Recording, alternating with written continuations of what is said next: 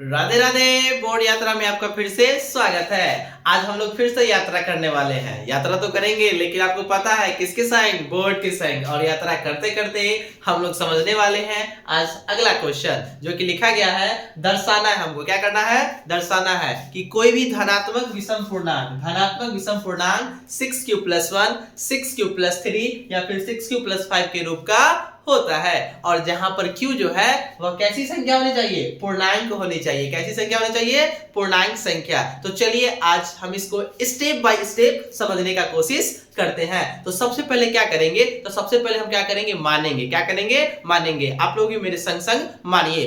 यहाँ पर क्या मानना है? तो मानना कि a कोई विषम पूर्णांक है। a कोई क्या है? विषम पूर्णांक। उसके बाद लिखना है b बराबर 6। क्वेश्चन में यहाँ पर 6 क्यों लिखा है? देखिए तो यहाँ भी लिखा है, इसलिए यहाँ भी लिखा है, इसलिए हम क्या कर दिए? यहाँ भी b बराबर क्या ले लिए हैं? 6 ले लिए। मान के चलिए यहाँ पर 9 रहता तो हम कितना लेते? 9। आप क्या लेते? 9 लेते। लेकिन क्वेश्चन में 6 लिखा गया है, इसलिए हम लोग क्या किए हैं कि b बराबर क्या ले लिए हैं? 6 ले लिए हैं। इसके बाद क्या करिएगा? तो सुनिए ना, यहाँ समझाते हैं। देखिए ना क्या लिखना है। इसके बाद लिखिएगा यूक्लिड विभाजन प्रमेयिका से। क्या लिखिएगा? यूक्लिड विभाजन प्रमेयिका से। तो बताइए तो क्या होता है? तो बताइएगा आप लोग कि a बराबर बी क्यू प्लस आर होता है। कहेगा एकदम सही बात है, हम भी बोलेंगे सही बात है, हमारे श्रेणियों से बोलेंगे सही बात है, हमारे शेरों से बोलेगा सही बात है। लेकिन बताओ कि सर कहेगा, तुम कहेगा कि सर बताइए तो ये 0 से लेकर 5 तक तो नहीं बोला था। तो सुनो ना, हम बताते हैं कैसे बोला है। एक बात बताओ हमको कि 0 से बड़का कथी होता था या फिर बराबर होता था किसके?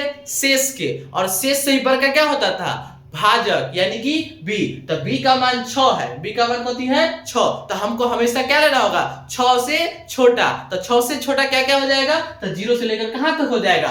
5 तक हो जाएगा। यहाँ पर धनात्मक भी तो बोला था, इसलिए माइनस में भी नहीं ले सकते हैं। इसलिए क्या हो जाएगा? 0 से लेकर 5 तक। अब क्या करेंगे? बारी बारी से पहले r का मान 0 रखेंगे, फिर 1 रखेंगे, फिर 2 रखेंगे, रखते रखते कहां तक रखेंगे? 5 तक रखेंगे। तो सबसे पहले r का मान क्या रखेंगे? 0 रख के दिखाओ। हम भी रखते हैं। तो जब r बराबर क्या हो जाए? r बराबर क्या हो जाए? 0। r बराबर 0 लेंगे तो r बराबर 0 लेंगे तो a बराबर b क्यू प्लस r होता है। a बराबर b क्यू प्लस क्या होता है? r होता है। तो बताइए b का मान कितना है? 6 है। तो क्या ले लिए? 6। q क्या है? कोई पूर्णांक है, तो q में कोई बदलाव नहीं करना है। उसके बाद r का मान कितना रखे हैं? 0 रखे हैं, इसलिए क्या ले लिए? 0। तो जब r बराबर 0 होता है तो 6q हो जाएगा। a बराबर क्या हो जाएगा? 6q। समझ रहा है ना? उसके बाद सुनना ध्यान से कि जब r बराबर 1 लेंगे, क्या लेंगे? 1। तो b का मान 6, q की जगह पे q और r की जगह पे कितना आ जाएगा? 1 आ जाएगा। फिर उसके बाद जब r बराबर 2 लेंगे, क्या लेंगे?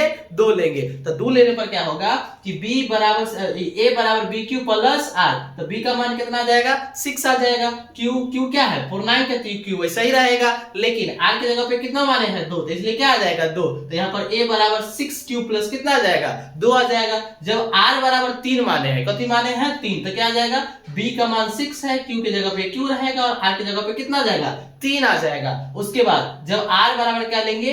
4 लेंगे। क्या लेंगे? 4। तो जब 4 लेंगे हम तो a बराबर b क्यू प्लस r। तो b का मान कितना? 6। q की जगह पे q रहेगा, लेकिन r की जगह पे कितना आ जाएगा? 4 आ जाएगा। ठीक इसी प्रकार से r बराबर क्या लेंगे हम? पहले 5 लेंगे। अब 5 लेंगे तो b क्यू प्लस r। तो b का मान 6, q का मान q और r का मान कितना? इतना करने के बाद बताओ कि ये जो 6q है और उसके बाद 6q प्लस 2 है, ठीक है, उसके बाद 6q प्लस 4 है, ये कौन है? सम संख्या है। लेकिन हमको दर्शाना क्या है? विषम पूर्णांक दर्शाना है, तो जो कि संभव नहीं है। इसलिए हम लोग क्या लिखेंगे? अतः 6q प्लस 8, 6q प्लस 3 और 6q प्लस 5 ही संभव है। इतना लिखने के बाद आपका ये पूरा क्या आ जाएगा? कंप्लीट हो जाता है।